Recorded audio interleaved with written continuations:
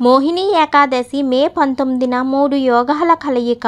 ఆ రోజు ఏం చెయ్యాలంటే, వైశాఖ శుక్ల పక్షంలోని ఏకాదశి తిథి మే 18, 2024న ఉదయం 11:23 ప్రారంభమై మే 19, 2024 మధ్యాహ్నం 1:50 ముగుస్తుంది. కాబట్టి ఉదయం తిథి ఆధారంగా మే 19వ తేదీ ఆదివారం రోజున మోహిని ఏకాదశి వ్రతాన్ని ఆచరిస్తారు.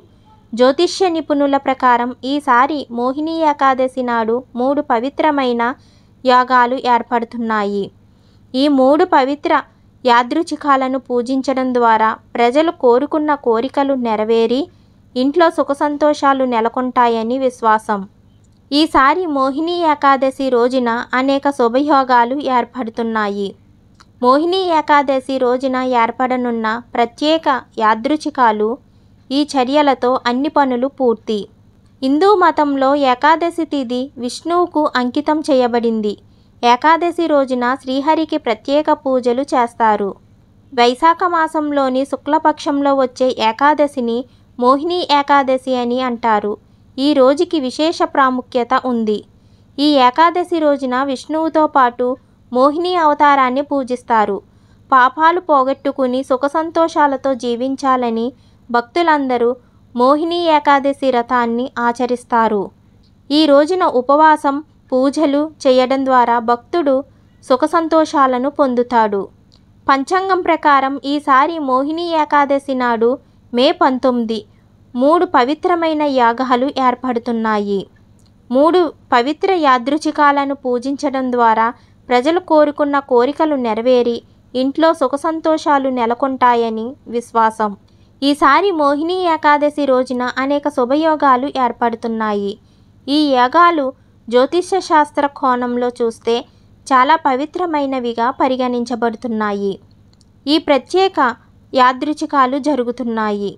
అమృత యోగం.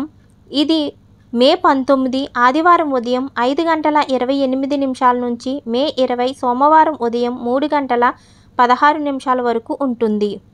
వజ్రయోగం మే 18 శనివారం ఉదయం 10:25 నుండి మే 19 ఆదివారం ఉదయం 11:25 వరకు. సిద్ధియాగం. ఇది మే 18వ తేదీ శనివారం ఉదయం 11:25 నుండి మే 19వ తేదీ ఆదివారం మధ్యాహ్నం 12:11 వరకు ఉంటుంది. ఈ యాగాలలో మోహిని ఏకాదశి వ్రతాన్ని ఆచరించడం, విష్ణువుని పూజించడం చాలా ఫలవంతంగా పరిగణించబడుతుంది.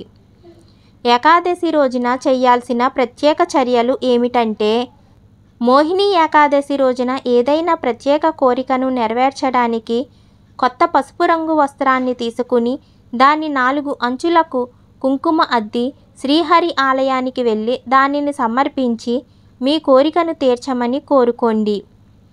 జీవితంలో పురోగతి సాధించాలనుకుంటే మోహిని ఏకాదశి రోజున నీటిలో కొద్దిగా గంగాజలం కలిపి స్నానం చెయ్యండి.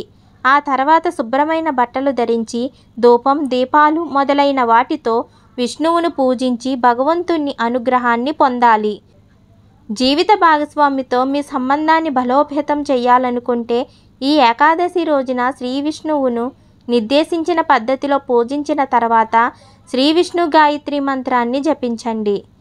శ్రీ విష్ణు గాయత్రి మంత్రం ఓం నారాయణాయ విద్మహే వాసుదేవాయ ధీమహి తన్నో విష్ణు ప్రచోదయాత్. వ్యాపారంలో పురోగతి సాధించాలనుకుంటే ఇంటికి ఒక బ్రాహ్మణుడిని గౌరవంగా ఆహ్వానించి అతనికి కడుపు నిండా భోజనం పెట్టండి. మీ శక్తి మేరకు తాంబూలం, దక్షిణం కూడా ఇవ్వండి. బ్రాహ్మణుడు స్వయంగా ఇంటికి రాలేకపోతే ఒక ప్లేట్లో ఆహారాన్ని పక్కకు పెట్టండి.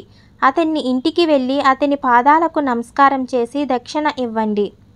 కెరీర్లో విజయాన్ని పొందడానికి విష్ణువుకు వెన్న, పంచదార, మిఠాయిని సమర్పించి విష్ణుమూర్తి విగ్రహం లేదా చిత్రం ముందు కూర్చుని ఓం నమో భగవతే నారాయణ అనే మంత్రాన్ని 108 సార్లు జపించండి. Please like and subscribe.